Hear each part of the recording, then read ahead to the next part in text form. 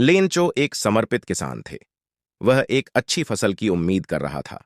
हालांकि उनके दुख के लिए एक ओलावृष्टि आई और उनकी फसल को पूरी तरह नष्ट कर दिया। लेनचो बहुत दुखी था। हालांकि उनका ईश्वर में दृढ़ विश्वास था। वह निश्चित था कि भगवान उसकी मदद करेंगे। साथ ही वह एक बहुत ही सीधा साधा आदमी था। यद्यपि खेत पर लंबे समय तक काम करते हुए वह लिखना जानता था। इस प्रकार उसने भगवान को एक पत्र लिखा। पत्र में उसने भगवान से उसे 100 पेसो भेजने के लिए कहा।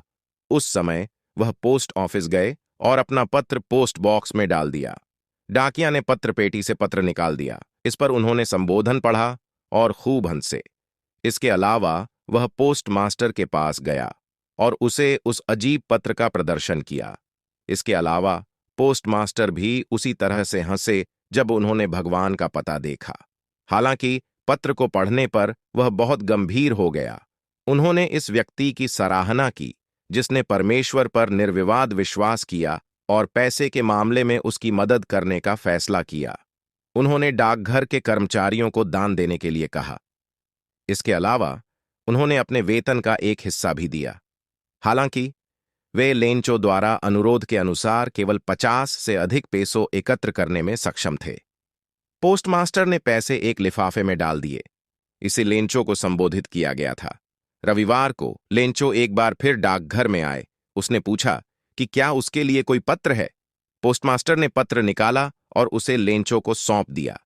पैसे देखकर लेनो हैरान नहीं हुआ, लेकिन जब उसने पैसे गिने तो वह भगवान पर क्रोधित हो गया। उसे यकीन था कि भगवान से कोई गलती नहीं हो सकती। उन्होंने कागज और स्याही ली और भगवान को एक और पत्र लिखा।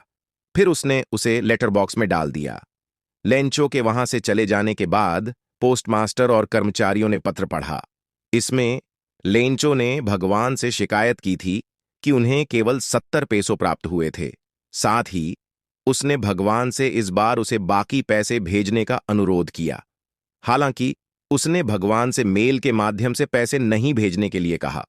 उन्होंने लिखा है कि डाकघर के कर्मचारी बदमाशों के झुंड थे और इस तरह उन्होंने पैसे चुरा लिए होंगे।